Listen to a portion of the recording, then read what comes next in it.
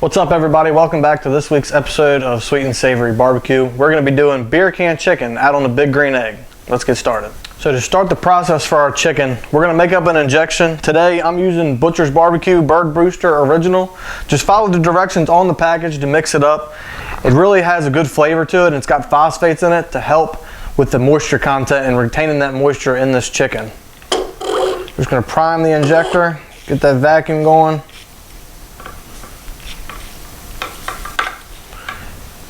We're just going to go throughout it a couple times here in the breast.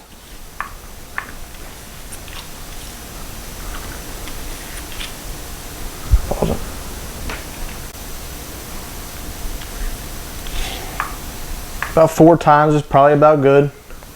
Come down here, get into the thigh, a couple sticks there. Get to the leg. We just want to spread it out even all around the chicken. Some of it's going to drip out, that's alright. That's why we're doing it in this pan so it doesn't make a mess.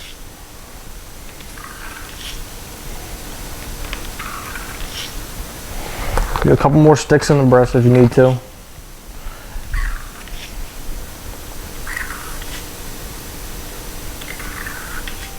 And that's all we're going to do to it right now. We're going to put this in the fridge and let it hang out for at least 2 hours. You can go a little longer if you'd like. I wouldn't, maybe not go overnight, but 2 hours is about where I'm looking for. And then we're going to get some seasoning on it and get it on our stand and make the beer can chicken. So we've got our chicken out of the fridge. It's been sitting in there for a couple hours now. So we're going to get our seasonings on it. It's going to take a little bit of vegetable oil cooking spray. Start on the back side. We want that front side to stay really pretty. Just give it a light coat of that. And follow it back with our original barbecue rub. Don't need to go too heavy on it. Just a nice even coat. Get the wings. And then we're going to flip it over and give the top side the same treatment. Cooking spray, followed by the barbecue rub.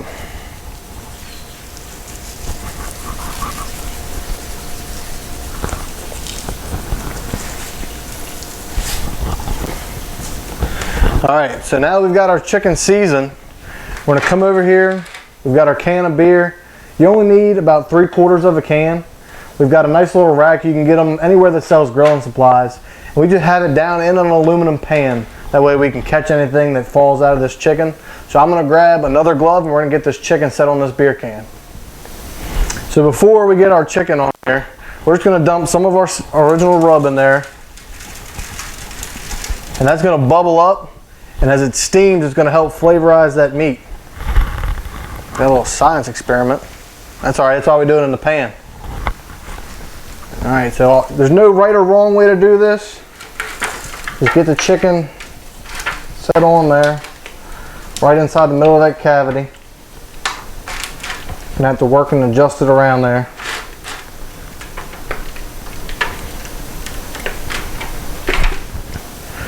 Alright, so now's a good time. We're gonna tuck the wings back behind his head. That's just gonna help protect them from getting burnt.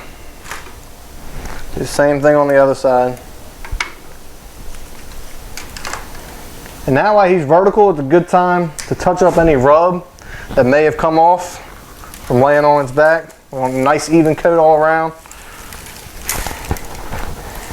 And we're just going to let him hang out here while we get this big green egg rocking and rolling. To start our big green egg, we're using a couple of wax starter cubes and piling up some good lump charcoal around it. Light the cubes and give it about 10 minutes before you put the deflector plate in. After 10 minutes, we spread out the coals, put a chunk of cherry wood on, got our deflector plate in place, and our grill grate on top of that. We got our egg going, running about 300 degrees. We're going to get our beer can chicken on. Take it out of the pan, keep it on that rack. And we're going to go right on the rack here. We're going to leave that alone until after about an hour. We'll come and check on it. put a probe in it, see what we're working with. It's been 1 hour total cook time here so far. Keep our temp steady at 300 degrees. Take a peek and see what's going on. A really good color coming along. We're using a ThermalWorks dot today for our thermometer. Just get it right there in the breast. We're still sitting at 122 degrees. Still a ways to go. We're just gonna get our lid back. If you're getting dark at this point, skin-wise, you can use a little cooking spray and spray it on there. I really like where our color's at right now, so we'll keep an eye on that, and if we need to do that, we'll play that by ear. So it's the next day. We had some technical difficulties with the thunderstorm that came through. We weren't able to get the coming off of the chicken off of the egg due to some lightning, and then we had some microphone troubles.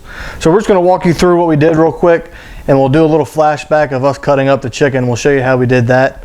We started with a 7.5 pound whole chicken.